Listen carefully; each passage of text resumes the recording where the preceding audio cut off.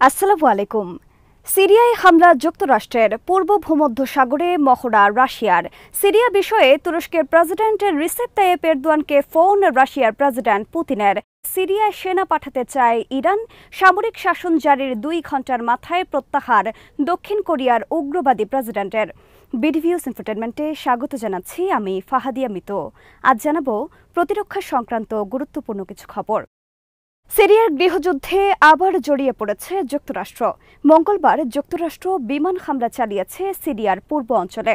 সিরিয়ার পূর্ব অঞ্চলে ফোরাত নদীর কাছে রয়েছে যুক্তরাষ্ট্রের ঘাঁটি। পেন্টাগন মুখপাত্র প্যাট রাইডার এক বিবৃতিতে জানিয়েছেন, তাদের ঘাঁটি লক্ষ্য করে মঙ্গলবার রকেট হামলা চালিয়েছে সন্ত্রাসীরা।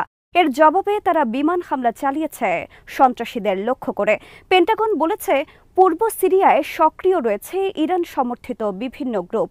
আজাদিরা সহ বিভিন্ন গণমাধ্যমের খবরে সিরিয়ায় বিদ্রোহীদের সাম্প্রতিক উত্থানের কারণে সেখানে যুক্তরাষ্ট্র নতুন করে বাড়াতে পারে তাদের সেনা উপস্থিতি। বাশার আল আসাদ সরকারের পক্ষ থেকে অভিযোগ করা হয়েছে, বিদ্রোহী কুর্দিদের সহায়তায় মঙ্গলবার বিমান হামলায় অংশ নেয় যুক্তরাষ্ট্র। 2011 সালে সিরিয়ায় গৃহযুদ্ধ ছড়িয়ে পড়ার পর সেখানে যুক্তরাষ্ট্র, রাশিয়া, ইরান, তুরস্কের যুদ্ধে জড়িয়ে পড়া ঘিরে রয়েছে জটিল হিসাব নিকাশ। সিরিয়া ঘিরে বর্তমানে আবার সম্পর্কের অবনতি ঘটছে তুরস্ক ও রাশিয়ার মধ্যে।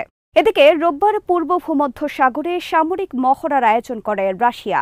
মহড়ায় হাইপারসনিক মিসাইল, ব্যালিস্টিক মিসাইল এবং ক্রুজ মিসাইল ছোড়ে রাশিয়ান আর্মি। মহড়ায় 10টি রণতরী এবং 24 যুদ্ধ বিমানের সাথে অংশ নেয় 1000-এর বেশি রাশিয়ান সেনা। তুরস্ক বাশার আল আসাদের বিরুদ্ধে অপরদিকে রাশিয়া, ইরান টিকিয়ে রেখেছে বাশার আল আসাদকে। যুক্তরাষ্ট্র আইএস দমনের নামে সিরিয়ায় প্রবেশ করলেও বাশার আল আসাদকে উৎখাতের জন্য কোনো পদক্ষেপ গ্রহণ করেনি। বরং যুক্তরাষ্ট্র সেখানে আইএস দমন করায় উপকৃত হয়েছে গণহত্যাকারী প্রেসিডেন্ট বাশার আল আসাদ। কারণ সিরিয়ায় আইএস ছিল বাশার বিরোধী বিদ্রোহী গ্রুপ এবং তারা যুদ্ধের মাধ্যমে সিরিয়ার অনেক এলাকার নিয়ন্ত্রণ নিয়েছিল। কিন্তু যুক্তরাষ্ট্র 2017 সালে সিরিয়াকে আইএস মুক্ত করে, যার চূড়ান্ত ফায়দা গ্রহণ করে প্রেসিডেন্ট বাশার আল আসাদ। সিরিয়া ঘিরে ইরানের সাথেও সম্পর্কের অবনতি ঘটতে যাচ্ছে তুরস্কের। সিরিয়ায় বিদ্রোহীদের আকস্মিক উত্থানের জন্য ইরান দায়ী করেছে তুরস্ককে। ইরানের পররাষ্ট্রমন্ত্রী আব্বাস আরাকচি বলেছেন, সিরিয়া অনুরোধ করলে তারা সেখানে সেনা পাঠাতে প্রস্তুত বাশার আল আসাদ সরকারকে রক্ষায়। ক্রেমলিনের পক্ষ থেকে বলা হয়েছে, সিরিয়া পরিস্থিতি নিয়ে মঙ্গলবার তুরস্কের প্রেসিডেন্ট এরদোয়ানের সাথে টেলিফোনে কথা বলেছেন প্রেসিডেন্ট ভ্লাদিমির পুতিন।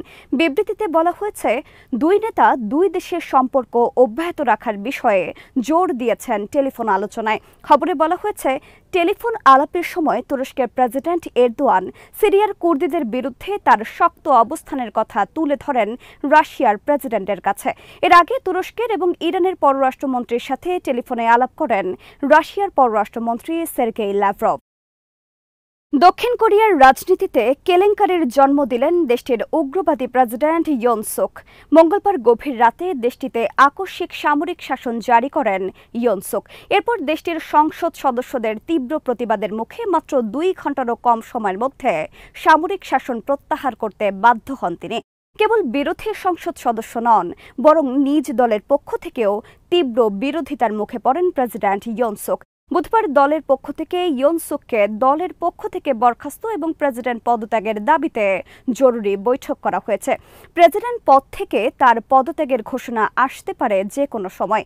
ইয়ন সুকের সাথে প্রতিরক্ষা মন্ত্রী সহ প্রেসিডেন্টের উচ্চপদস্থ অনেক কর্মকর্তারাও পদত্যাগের দাবি করা হয়েছে দলের পক্ষ থেকে। বিরোধী দলের পক্ষ থেকে ঘোষণা দেওয়া হয়েছে, ইয়ন সুক যদি নিজ থেকে সরে না দাঁড়ান তবে তাকে সরানোর জন্য তার বিরুদ্ধে অনাস্থা প্রস্তাব আনবেন তারা। মঙ্গলবার রাতে প্রেসিডেন্টের সামরিক শাসন ঘোষণা এবং বাধার মুখে তা প্রত্যাহারের ঘটনায় চরম অস্থিরতা ছড়িয়ে পড়েছে উন্নত এই দেশটিতে। মঙ্গলবার গভীর রাতে টেলিভিশন ভাষণের মাধ্যমে সামরিক শাসন জারির ঘোষণা দেন প্রেসিডেন্ট ইয়ন সুক। সামরিক শাসন জারির কারণ হিসেবে তিনি বলেন, উত্তর কোরিয়ার কারণে তার দেশ নিরাপত্তাহীনতার মুখে। তাছাড়া বিরোধী দলকে তিনি দেশ বিরোধী আখ্যায়িত করে তাদের মোকাবেলার কথা বলেন। সামরিক শাসন জারির ঘোষণার সাথে সাথে দেশটির সব বিরোধী সংসদ সদস্যরা রাতেই জড়ো হন সংসদ ভবনের সামনে। তারা সংসদ ভবনের ব্যারিকেড ভেঙে এবং পুলিশের বাধা উপেক্ষা করে রাতেই ভবনের মধ্যে প্রবেশ করে ভোটাভুটির আয়োজন করেন। ৩০০ সদস্যের মধ্যে ১৯০ জন সদস্য সামরিক শাসন জারির বিপক্ষে ভোট দেন। সংসদে যখন এই ভোটাভুটি চলছে তখন রাস্তায় নেমে আসেন দেশটির অনেক জনতা। অবশেষে তীব্র বিরোধিতার কারণে রাতে সামরিক শাসন প্রত্যাহারের ঘোষণা দেন প্রেসিডেন্ট। রাতে সামরিক শাসন জারির সময় বিরোধী দল সহ সব ধরনের সভা সমাবেশ নিষিদ্ধ করা সহ দেশটির গণমাধ্যমের ওপর নিয়ন্ত্রণ গ্রহণ করে দেশটির আর্মি। খুবই সভ্য, দুর্নীতিমুক্ত, আধুনিক গণতান্ত্রিক দেশ হিসেবে পরিচিত দক্ষিণ কোরিয়ায় ৫০ বছরের মাথায় মঙ্গলবার রাতে আকস্মিক সামরিক শাসন জারির ঘটনা ছিল দেশটিতে বিনা মেঘে বজ্রপাতের মতো। উগ্র আর হঠকারী হিসেবে পরিচিত প্রেসিডেন্ট ইয়ন সুকের সামরিক শাসনের ঘোষণায় হতবিহ্বল হয়ে পড়ে দেশটির মানুষ।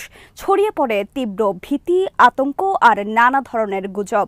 অনেকে মনে করেন উত্তর কোরিয়ার সাথে যুদ্ধ শুরু হয়ে যেতে পারে তাদের। অবশেষে রাতে সামরিক শাসন প্রত্যাহারের ঘোষণায় অনেকে সকালে ঘুম ভাঙে স্বস্তির নিঃশ্বাস নিয়ে। তবে অনেকে রাতে ঘুমিয়ে পড়ে জানতেও পারেনি আকস্মিক সামরিক শাসন ঘোষণা এবং তা বাতিলের কথা।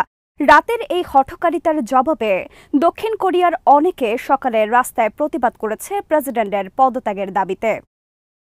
সামরিক শাসন জারির আগের দিন ২ নভেম্বর প্রকাশিত এক জরিপে দেখা গিয়েছে প্রেসিডেন্ট ইয়ন সুকের জনপ্রিয়তা আকস্মিক ধস নেমেছে। প্রেসিডেন্ট হিসেবে তার জনপ্রিয়তা রাতারাতি ২৫% কমে যায়। ইয়ন সুক ২০২২ সালের মে মাসে প্রেসিডেন্ট নির্বাচিত হন দক্ষিণ কোরিয়ার। এরপর তার স্ত্রীর বিরুদ্ধে দামি ভ্যানিটি ব্যাগ ব্যবহার সংক্রান্ত দুর্নীতির অভিযোগ সামনে আসে। এই ঘটনায় শেষ পর্যন্ত কাল হয়ে দাঁড়ালো ইয়ন সুকের জন্য। তাছাড়া ইয়ন সুক একজন উগ্রবাদী হিসেবে বেশ পরিচিত। তিনি একজন কট্টর উত্তর কোরিয়া বিরোধী। উত্তর কোরিয়ার সাথে কোনো ধরনের আপোষ মীমাংসার বিরুদ্ধে ইয়ন সুকের আগে দক্ষিণ কোরিয়ার প্রেসিডেন্ট মুন জায়ে ছিলেন উত্তর কোরিয়ার প্রতি অনেক নমনীয় এবং ২ কোরিয়ার মিলনের পক্ষে ছিলেন তিনি। উত্তর কোরিয়া নেতা কিম জং উনের সাথে অনেকবার বৈঠক করেছেন মুন জায়ে। মুন জায়ের প্রতিও অনেক শ্রদ্ধাশীল ছিলেন উত্তর কোরিয়া নেতা কিম জং উন। মুন জায়ের সময়ে ২ কোরিয়ার মধ্যে তিক্ততা এবং উত্তেজনা অনেক কমে যায়। কিন্তু ইয়ন সুক ক্ষমতা নেবার পরপরই উত্তর কোরিয়ার বিরুদ্ধে চূড়ান্ত যুদ্ধংদেহী মনোভাব প্রকাশ করেন। উত্তর কোরিয়ার বিরুদ্ধে সম্ভাব্য যুদ্ধ সামনে রেখে তিনি সামরিক প্রস্তুতি গ্রহণ শুরু করেন। এ লক্ষ্যে তিনি দক্ষিণ কোরিয়াকে অতিমাত্রায় নির্ভরশীল মনে করেন যুক্তরাষ্ট্রের প্রতি। ক্ষমতায় বসার পর থেকে উত্তর কোরিয়ার বিরুদ্ধে একের পর এক বড় বড় যৌথ সামরিক মহড়া শুরু করেন যুক্তরাষ্ট্রের সাথে। এ নিয়ে তীব্র উত্তেজনা দেখা দেয় উত্তর কোরিয়ার সাথে।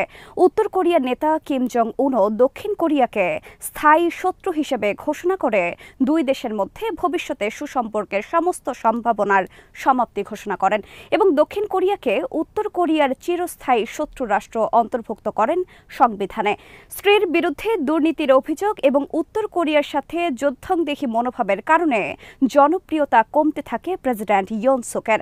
গত এপ্রিলে মধ্যবর্তী নির্বাচনে বিরোধী দল সংখ্যাগরিষ্ঠতা অর্জন করে সংসদে এবং বিরোধী নেতা লি জায়ে মিয়ং জনপ্রিয়তায় এগিয়ে যান দেশটির আগামী প্রেসিডেন্ট হিসেবে।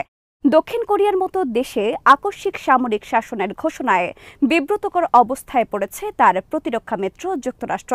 উত্তর কোরিয়ার হামলা থেকে মোকাবেলায় দক্ষিণ কোরিয়ায় রয়েছে যুক্তরাষ্ট্রের দীর্ঘ সেনা উপস্থিতি এবং শক্তিশালী কয়েকটি ঘাঁটি। আজ এখানেই শেষ করছে।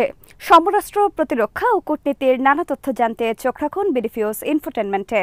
চ্যানেলটি ভালো লাগলে সাবস্ক্রাইব করুন, সংযুক্ত থাকুন আমাদের ফেসবুক পেজে। আল্লাহ হাফেজ।